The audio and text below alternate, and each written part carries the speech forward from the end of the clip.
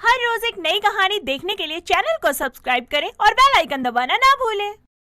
शादी के बाद नवेली का ससुराल में पहला दिन होता है, इसीलिए वो जल्दी सुबह उठकर नहा धोकर मंदिर में पूजा करने लगती है और आरती घंटे बजाने की आवाज से सो रही नवेली की नंद विशाखा के कानों में जैसे ही ये आवाज गूंजती है तो उसकी नींद खुल जाती है और वो अपने बिस्तर से उठकर गुस्से में नवेली के पास आकर बोलती है, भाभी, आप इस घर की नई नवेली दुल्हन हो, कोई मंदिर की पुजारन नहीं जो इतने जोर जोर से घंटी बजा रही हो।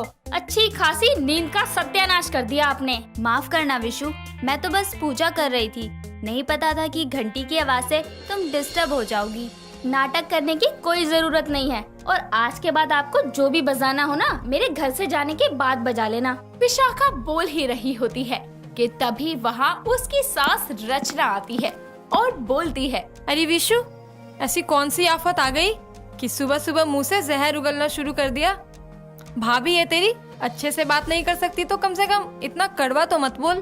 कड़वा क्या, मैं तो बोलूं भी ना, पर नहीं, आप लोग तो जानबूझकर मुझे बोलने पर मजबूर करते हैं। विशु बेटा, पहले तू शांत हो जा अपने कमरे में, कोई तुझे परेशान नहीं करेगा। खुश अब? अपनी माँ के कहने पर विशाखा वहाँ से चली जाती है और नवेली अपनी सास से बोलती है, माँ जी, मैं आगे से ध्यान रखूंगी कि मेरी वजह से इस घर में किसी को कोई परेशानी ना हो। बहू, तू विशु की बात का बुरा मत मान, उसकी आदत है कड़वा बोलने की, तेरी कोई गलती नहीं है, तू अपना काम कर जा। जिसके बाद नवेली वहाँ से चली जाती है।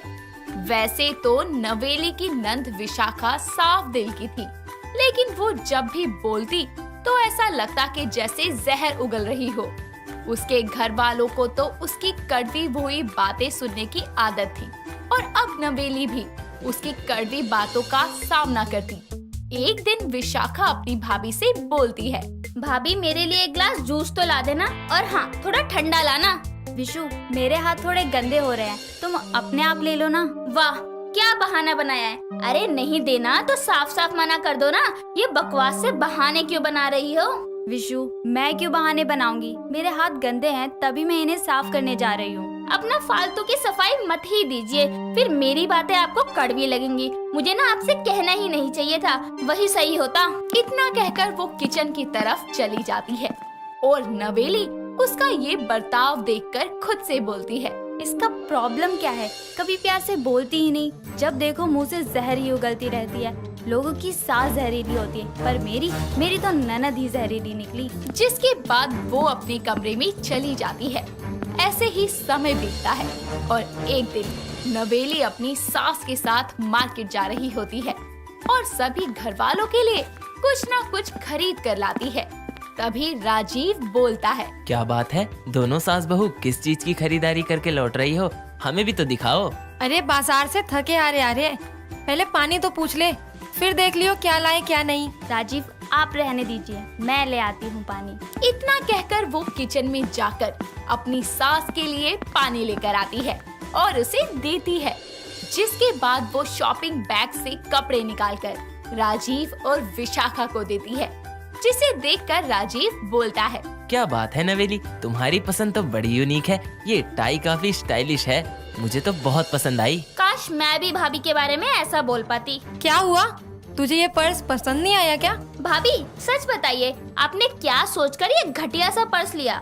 अरे कुछ देना ही था तो एक बार मेरी पसंद तो जान लेती, मेरी मर्जी का कुछ देती, ऐसे ही उठा के ले आई, इससे अच्छा तो कुछ ना ही देती। विशु, नवेली पहली बार इतने प्यार से तेरे लिए कुछ लाई है, तो क्या तू उसका दिल रखने के लिए उससे प्यार से बात नहीं कर सकती? अरे इसकी बातें तो कड़वे करेले से भी कई गुना कड़वी होती है, लगता है जैसे प्यार से बोलने में इसे कोई एलर्जी हो। मैं तो ऐसे ही बोलती हूँ, अब चाहे किसी को बुरा लगे या अच्छा, मैं जो भी कहती हूँ ना सही कहती हूँ और सच तो सबको कड़वा ही लगता है। ठीक है विशु, तुम्हें ये पसंद नहीं है तो ना सही, मत लो, पर कम से कम प्यार से तो बात करो। जब से मैं इस घर में आई हूँ तुम्हें कभी अच्छे से बोलते हुए नहीं देखा। देखिए भाभी, अगर आपको भी मेरी बातें माँ और भाई की तरह जहर लगती है ना, तो मुझे रत्ती भर भी फर्क नहीं पड़ता इसका, समझिए आप। इतना कहकर वो उसका दिया हुआ पर्स सोफे पर फेंककर अपने कमरे में चली जाती है और उसके इस बर्ताव से सारे घर वाले अब तंग आ चुके थे। ऐसे ही नवेली सारा काम खत्म करके अपने कमरे में आती है तो राजीव उसे गले लगाकर बोलता है, विशु की तरफ से मैं तुमसे माफी मांगता हूँ। आई नो उसकी इस हरकत से तुम्हें बुरा फील हुआ होगा। अरे आप क्यों माफी मांग रहे हैं? और हम सबको पता है विशु के बात करने का टोन ऐसा ही है कि सामने वाले को जहर के समान लगता है। ये तो तुमने सही कहा। पता नहीं इसकी जहरीली बातें मीठी कब होंगी। आपने वो दोहा सुना ही होगा, ऐसी वाणी बोलिए मन का आपा खोए, औरों को शीतल करे आप हो शीतल होए। हाँ बिल्कुल, लेकिन विशु के लिए ये किसी काम का नहीं है। उसके लिए मैं तुम्हें सुनाता हूँ। ऐसी वाणी बोलिए सबसे झगड़ा होए, उससे कुछ ना भूलिए जो आपसे तगड़ा होए। बस कीजिए, अपनी ही बहन का मजाक बना रहे हैं। देखना, अपनी ननद की बोली में मैंने शहद की मिठास ना घोली ना तो मेरा नाम भी नवेली नहीं। अच्छा जी चलो देखते हैं। जिसके बाद दोनों सो जाते हैं। ऐसे ही समय गुजरता है और पहले तो नवेली विशाखा से प्यार से ही बात करना चाहती थी, चाहे वो उसे कितना भी उल्टा बोले। ऐसे ही एक दिन जब दोनों नंद भाभी कहीं बाहर जा रही होती हैं, तभी नवेली को विशाखा की एक फ्रेंड मिलती है और तभी नवेली विशाखा से बोलती है, विशु, वो तुम्हारी बेस्ट फ्रेंड ज्योतिका है ना? हाँ तो आपको उससे क्या मतलब? और अब वो मेरी बेस्ट फ्रेंड का फ्रेंड भी नहीं है, समझिए आप। अरे ऐसे कैसे, इतने दिनों बाद देखा है मैंने। चलो एक बार उससे मिल आते हैं।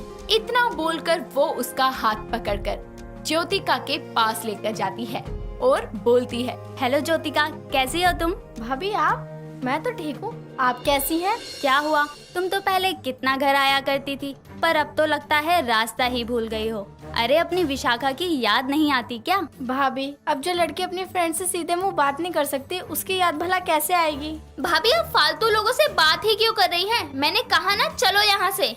देखा आपने, इसकी जहर जैसी बोली के कारण कौन इसका दोस्त बनना चाहेगा? हर किसी से तो ये ऐसे ही कड़वा बोलती रहती है, कभी इसने अच्छे से बात नहीं की मुझसे।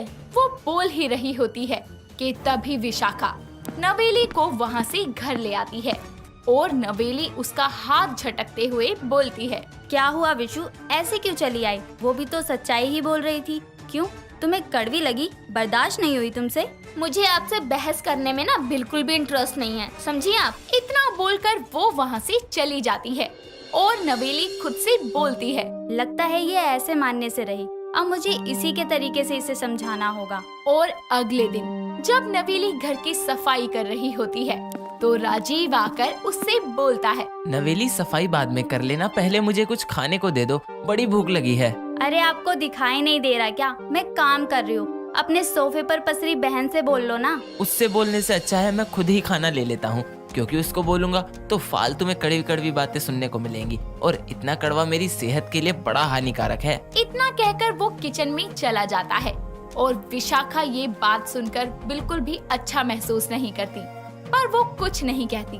और कुछ ही देर में उसकी सास वहाँ आती है और बोलती है, बहू वो मेरी दवाइयाँ नहीं मिल रही, जरा ढूंढने में मेरी मदद तो कर दे। माँ जी, पहले एक काम तो खत्म कर लूँ, फिर ढूंढती हूँ ना आपकी दवाई। और ज्यादा जल्दी है ना तो विशु से बोल दो।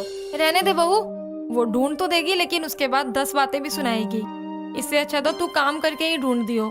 ठीक है, मुझे कोई जल्दी नहीं है। इतना कहकर वो चली जाती है और ये सब सुनकर विशाखा को बहुत बुरा लगता है कि उसकी जहरीली बोली के कारण उसके ही घर वाले उसे कुछ नहीं कहना चाहते और उसकी आंखों में आंसू आ जाते हैं। ये देखकर नवेली मुस्कुराती है।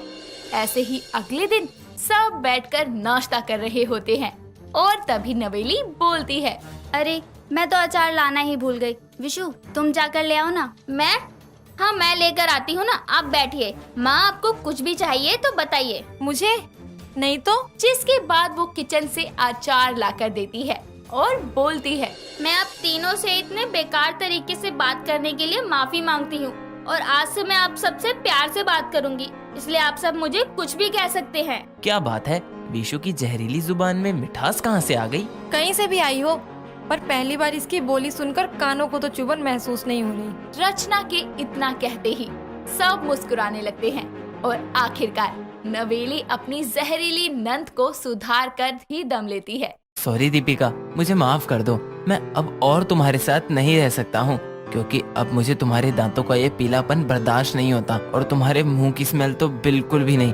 इसीलिए अब तुम मेरी गर्लफ्रेंड नहीं हो। क्या बकवास कर रहे हो तुम मुझे सिर्फ इसलिए छोड़ना चाहते हो क्योंकि मेरे दांत पीले हो गए हैं, बस यही था तुम्हारा प्यार? ओ प्लीज दीपिका, ऐसे रिएक्ट मत करो कि जैसे कि कुछ हुआ ही नहीं है। ये कोई छोटी बात नहीं है, समझ गई? अब मैं जा रहा हूँ, बाय। जाते हो तो जाओ, लेकिन मेरी एक बात ध्यान से सुनते जाओ कि मैं तुम्हारे पीछे कभी नहीं आई थी, बल्कि तुम मेरे पीछे आए थे। और अच्छा है कि आज मुझे तुम्हारी सच्चाई पता चल गई कि तुम्हें बस मेरी खूबसूरती से प्यार था, मुझसे तो प्यार था ही नहीं। जाओ यहाँ से। जा रहा हूँ, और वैसे भी तुम्हें इस वक्त मुझसे ज्यादा किसी अच्छे डेंटिस्ट और एक अच्छे टूथपेस्ट की जरूरत है। इस तरह दीपिका की बात सुनकर रोमिल वहाँ से चला जाता है और दीपिका उदास होकर अपने कॉलेज के पुराने दिनों को याद करते हुए बोलती है। एक वक्त था जब मेरे दांत कितने वाइट और शाइनी हुआ करते थे। कॉलेज में हर कोई मेरी स्माइल का दीवाना था, लेकिन मेरी गलती की वजह से ही मेरे दांत पीले पड़ गए। देखा आपने अपनी कौन सी गलती को आखिर आज दीपिका ऐसे याद करते हुए पछता रही है। आइए देखते हैं।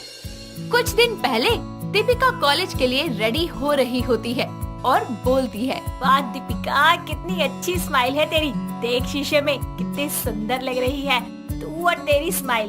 अरे एकदम क्लोजअप वाली है। हाँ दीदी, बिल्कुल सही कहा। आपकी स्माइल तो मुझे भी बहुत ज्यादा अच्छी लगती है।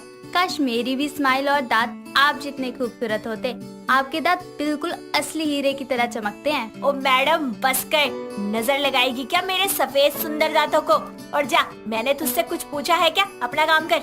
बड़ी बहन की बातें सुनकर सुरभि उदास चेहरा लेकर वहाँ से चली जाती है।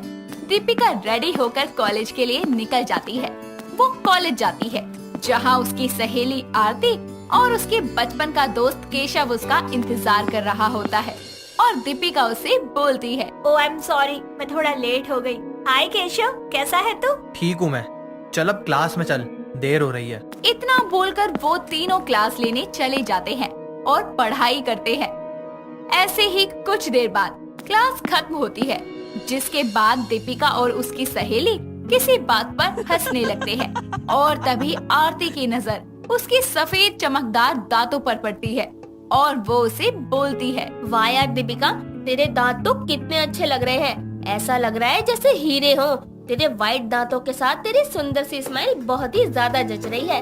और मुझे तो लगता है कि वो क्लोजअप वाली एड में तुझे हीरोइन बनना चाहिए। हाँ बस कर, नजर लगाएगी क्या मेरे मोतियों जैसे दांत को? और इसे क्लोजअप से ब्रश करती हूँ, तभी तो मेरे दांत इतने शाइन कर रहे हैं। उन दोनों की बात सुनकर केशव अपने मन में बोलता है, पता नहीं आखिर मैं कब दीपिका को बता पाऊंगा कि मैं उससे बचपन से ही प्यार करता हूँ। कहीं बताने पर मुझसे दोस्ती ना तोड़ ले वो। यार केशव, जैसा चल रहा है वैसा ही चलने दे। ऐसे ही वक्त बीतता है और दीपिका अपने सुंदर दांतों को लेकर बहुत खुश रहती है। एक दिन उसके कॉलेज में एक स्मार्ट और डैशिंग दिखने वाला रोमिल नाम का लड़का एडमिशन लेकर आता है और उसे देखकर दीपिका बोल पड़ती है, वाह यार, कितना स्मार्ट है। हाय। दीपिका की बात सुनकर केशव को डर हो जाता है कि कहीं दीपिका को उससे प्यार न हो जाए। ये सोचकर वो उसी वक्त दीपिका से बोलता है, दीपिका यार, मैं तुमसे कुछ कहना चाहता हूँ। हाँ यार, बोलना। मैं तुझे बचपन से ही पसंद करता हूँ और अब मुझे तुझसे सच्चे में प्यार हो गया है। I love you.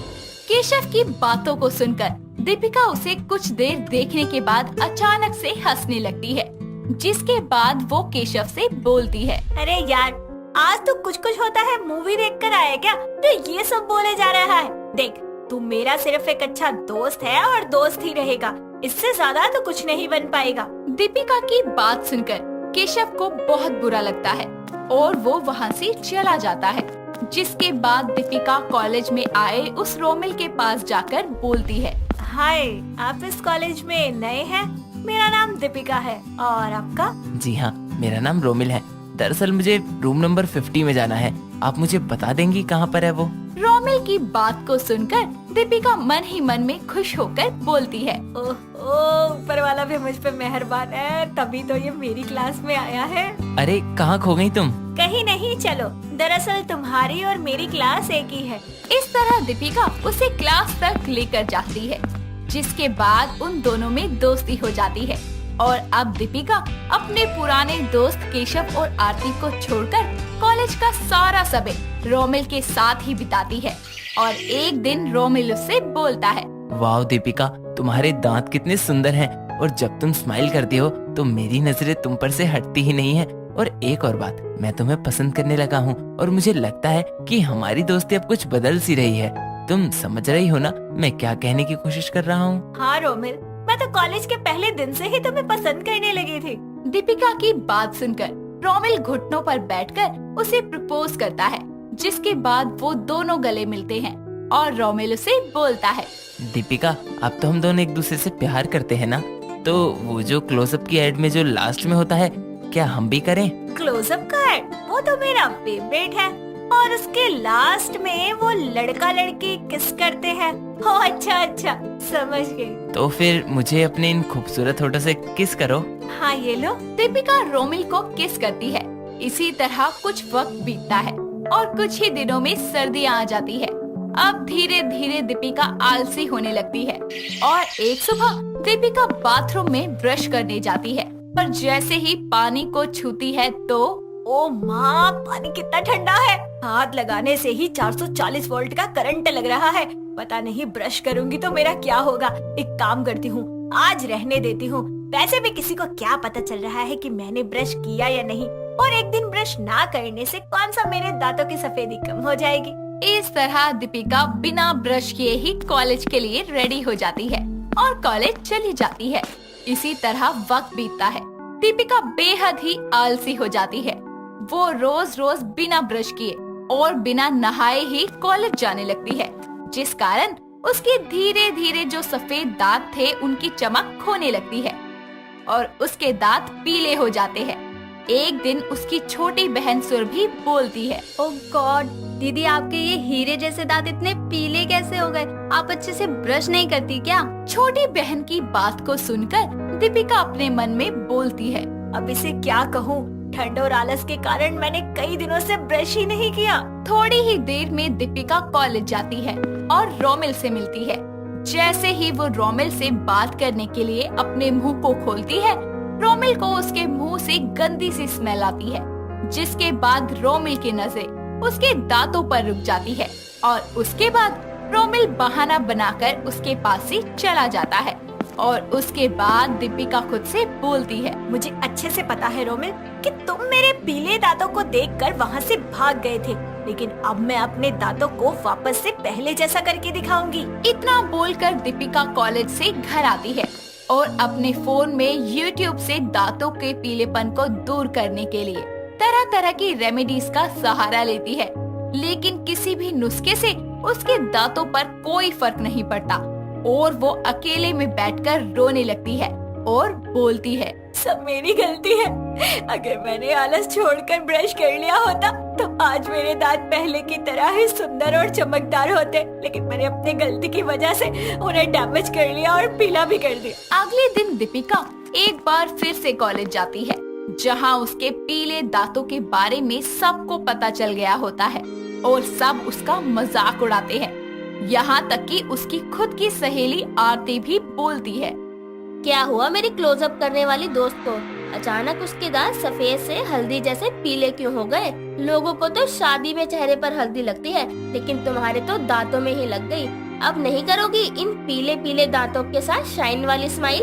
इस तरह बेचारी दीपिका के इन पीले दांतों के कारण पूरे कॉलेज में उसका मजाक बन जाता है और ये सारी बात रोमिल को भी पता चलती है, जिसके बाद रोमिल उसके पास आकर बोलता है, सॉरी दीपिका, मुझे माफ कर दो। मैं अब और तुम्हारे साथ नहीं रह सकता हूँ, क्योंकि अब मुझसे तुम्हारे दांतों का पीलापन बर्दाश्त नहीं हो रहा और तुम्हारे मुंह का स्मेल तो बिल्कुल भी नहीं।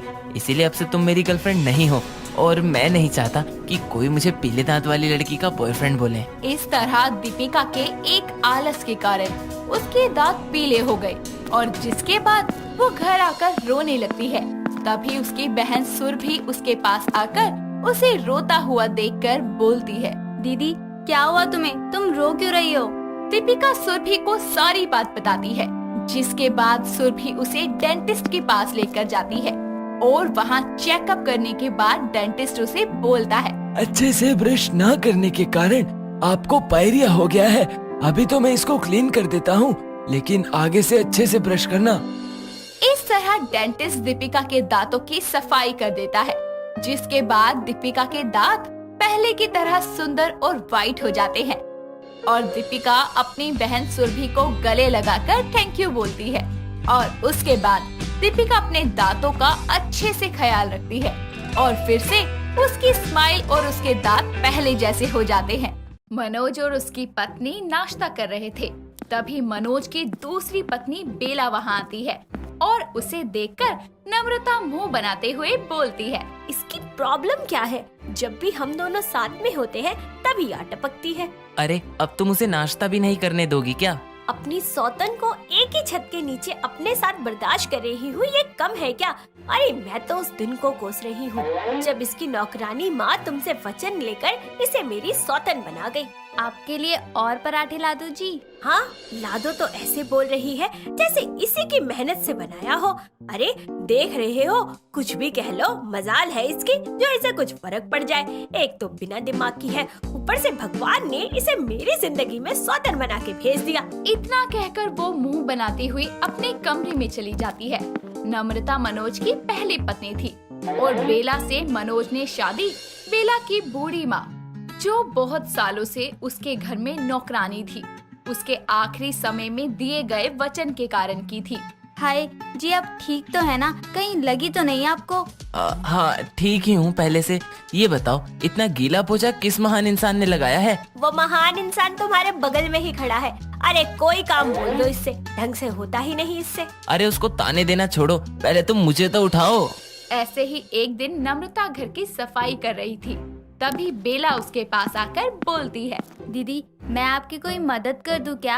अरे ओ महारानी, तेरे कानों में डिफेक्ट है क्या? तुझे कितनी बार बोला है मुझे ये दीदी वीदी मत बोला कर। दीदी नहीं बोलूं तो क्या कहूँ? कुछ भी नहीं। अच्छा सुन, डाइनिंग टेबल, अरे मेरा मतलब है जिस टेबल पर बैठकर खाना खाते हैं ना, उसे अच्छे से रगड़कर साफ कर दे, क्योंकि मुझे उस पर धूल नहीं नजर आनी चाहिए। हाँ समझ गई। हाँ तो जाकर साफ करना, यहाँ क्यों खड़ी है? नम्रता के कहते ही वो हॉल में डाइनिंग टेबल के पास आती है और टेबल पर लगे खाने के दाग को देखकर खुद से बोलती है, दीदी ने कहा था इसे साफ करके अच्छे से चमकाना है। ये खाने के दाग तो इतनी आसानी से जाने वाले नहीं। हाँ एक काम करती हूँ। इतना बोलकर वो बाथरूम में जाकर एक बाल्टी पानी और झाड़ू लेकर आती है और टेबल पर 2-3 बार पानी डालकर उस पर झाड़ू लगाने लगती है। ऐसे ही पानी डाल डालकर वो टेबल को झाड़ू से रगड़ती है, जिससे सारे फर्श पर भी पानी फैल जाता है। थोड़ी देर बाद वहाँ नम्रता आती है और हॉल का ये हाल देखकर दंग रह जाती है, जिसके बाद वो संभलते हुए बेला के पास जाकर बोलती है, अरे ओ बिना दिमाग की लड़की, टेबल को साफ करने को कहा था, नहलाने को नहीं कहा था। सारे हॉल में पानी ही पानी कर दिया। आपने ही तो कहा था अच्छे से साफ करने को, मैंने तो बस वही किया। अरे मैंने कपड़े से साफ करने को कहा था, या कपड़े को गीला करके साफ कर लेती। तूने तो पूरा टेबल ही गीला कर दिया। कोई बात नहीं, मैं अब कपड़े से साफ कर देती हूँ। कोई जरूरत नहीं है, तू जाके फर्श पर पोछा लगा और उसे साफ कर। जिसके बाद बेला हॉल में पोछा लगाने लगती है।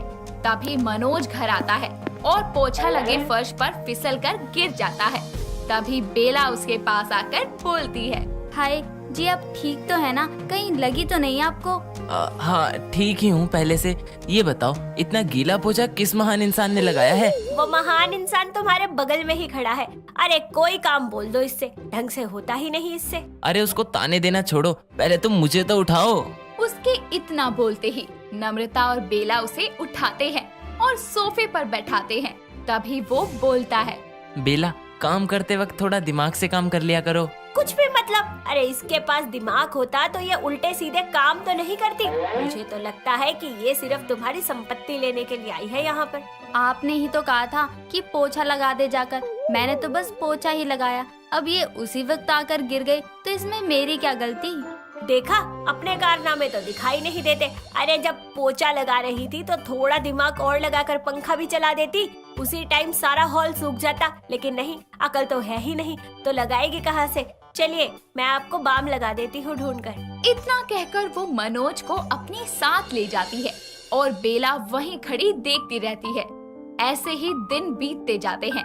एक दिन मनोज हाथ में गजरा लिए नम्रता के पास जाता है और बोलता है, नम्रता देखो, मैं तुम्हारे लिए महकते मोगरों का गजरा लाया हूँ आज। तुम भी तो ना, अपना ये पुराने जमाने का रोमांस कौन करता है यार। आजकल गजरा कौन देता है बीवी को अपनी। अरे लाना ही था तो कोई अच्छा सा हार ले आते, कम से कम बार बार उसे पहन तो लेती। इस गजरे का क्या है, आज महकेगा, कल मुरझाएगा, परसों खराब। कितने प्यार से लाया हूँ, कम से कम एक बार बालों में लगा तो लो। ओहो, तुम भी ना बेकार की जिद करने लगते हो। रख दो टेबल पर, लगा लूंगी। मनोज दुखी होकर गजरे को वहीं रखकर चला जाता है और थोड़ी देर बाद वहाँ बेला आती है और गजरे को उठाकर अपने बालों में लगा लेती है और खुद से बोलती है, इसकी खुशबू तो कितनी अच्छी है। ये दीदी के लिए इतने मन से लाए थे पर उन्होंने तो पहना ही नहीं, पर मुझ पर तो ये कितना अच्छा लग रहा है। काश ये मेरे लिए भी कुछ लाते। उसकी ये सभी बातें कमरे के बाहर खड़ा मनोज सुन लेता है और उसे प्यार से देखने लगता है। ऐसे ही एक दिन नम्रता पार्लर जाने के लिए घर से निकल रही थी, तभी बेला उससे बोलती है, कहाँ जा रही हैं आप दीदी? तुझे लोगों को परेशान करने में मजा आता है क्या? और एक ही बात मुझे तुझे कितनी बार बोलनी पड़ेगी, तू मेरी सौतन है, बहन नहीं। तो ये दीदी मत बोला कर मुझे। आप पार्लर जा रही हो ना, मुझे भी अपने साथ ले चलिए ना। मैं कभी पार्लर नहीं गई। माँ कहती है वहाँ लोग सजने संवरने जाते हैं। अपनी माँ की बात तो तू ना ही करे तो अच्छा है। एक ही शर्त पर लेकर जाऊंगी, तू अपना मुंह बंद रखेगी और मुझसे बिना पूछे कुछ नहीं करेगी। हाँ दी, मेरा मतलब जैसा आप कहो। इतना कहकर दोनों पार्लर जाने के लिए निकल जाते हैं। वो रिक्शे से जा ही रहे थे, तभी बेला उससे बोलती है, देखिए वो। तुझसे बोला था ना चुप रही हो, अब कुछ बोले ना तो बीच रास्ते में ही छोड़ दूंगी। नम्रता के गुस्सा होने पर बेला आके कुछ नहीं बोलती। रिक्शे वाला उन्हें पार्लर के पास छोड़ देता है और नम्रता के सामने सड़क पर गंदा पानी जमा होता है और सामने से एक तेज रफ्तार से बाइक आ रही थी। तभी बेला थोड़ी सी पीछे हो जाती है और वो बाइक तेजी से गुजरती है और सड़क का सारा गंदा पानी नम्रता पर पड़ जाता है और वो बोलती है, ओ शिट, ये बाइक वाले भी ना अपने आप को बिल्कुल हीरो समझते हैं। और क्या ऐसे खड़ी है, बोल नहीं सकती थी कि हट जाओ? आपने ही तो कुछ भी बोलने से मना किया था, तो मैं क्या करती। सच में बिना दिमाग की इंसान है तू, चल यहाँ से। जिसके बाद वो दोनों घर आ जाती हैं, जहाँ मनोज पहले ही घर आया हुआ था और उसके हाथ में चोट लगी थी। नम्रता की ऐसी हालत देखकर वो बोलता है, ये क्या हुआ नम्रता, तुम्हारे कपड़े इतने गंदे कैसे हो गए? मैं अभी कुछ भी कहने के मूड में नहीं हूँ। अरे सुनो तो सही, वो मेरे हाथ में। वो उसकी बातें सुने बिना ही वहाँ से चली जाती है और मनोज के हाथ में चोट देखकर बेला डिटोल और पट्टी लेकर आती है, फिर उसकी ड्रेसिंग करने लगती है। तभी मनोज बोलता है, तुम्हें तो ड्रेसिंग करनी आती है। हाँ, क्योंकि मैंने ये टीवी पर देखा था इसलिए, और आते ही मैंने आपकी चोट देख ली थी। तुमने खुद ही मेरी चोट देख ली और नम्रता को मैं इस बारे में बताना चाहता था, पर उसने सुना ही नहीं। कभी कभी लगता है उसको मेरी कोई परवाह ही नहीं है। ऐसा नहीं है, वो उन पर एक बाइक वाले के कारण गंदा पानी पड़ गया ना, इसलिए उन्हें बहुत गुस्सा आ गया। ऐसे ही वो दोनों बातें करते रहते हैं। अगले दिन बेला टेबल पर नाश्ता लगा रही थी, तभी दोनों आते हैं और बेला उन्हें नाश्ता परोसने लगती है। तभी मनोज बोलता है, बेला, हम 3 जने ही तो हैं, खुद अपना खाना ले लेंगे, तुम बैठो और नाश्ता करो। ये देखकर नम्रता को बिल्कुल अच्छा नहीं लगता और वो बोलती है, क्या बात है, आज तुम्हें बिना दिमाग वाली सौतन की बड़ी फिक्र हो रही है। जब उसे मेरी फिक्र है तो मैं भी उसकी फिक्र करूंगा ना। आपको हो क्या गया है, ये मेरी सौतन है, भूल गए क्या आप? ये बात तुम मुझे कभी भूलने ही नहीं देती। भले ही तुम इसे बिना दिमाग वाली कहो, पर कम से कम ये मुझे समझती तो है। तुम तो मेरे लाए तोहफे की भी कदर नहीं करती। तुमने एक बार भी पूछा कि मेरे हाथ पर ये पट्टी क्यों बंधी है? नहीं, क्योंकि तुम्हें मेरी फिक्र ही नहीं है। आपको नहीं लगता आप कुछ ज्यादा ही बोल रहे हैं? अगर ऐसी ही बात है ना तो ठीक है, आप रहिए इस कम दिमाग वाली के साथ, क्योंकि वैसे भी मैं अब अपनी सौतन के साथ और नहीं रह सकती। इतना बोलकर वो तुरंत ही उस घर से निकल जाती है और मनोज बेला के साथ अपनी जिंदगी की नई शुरुआत करता है। दोस्तों, अगर आपको ये कहानी पसंद आई तो इसे लाइक करें, शेयर करें और कमेंट करके बताएं कि कहानी में आपको सबसे अच्छा क्या लगा।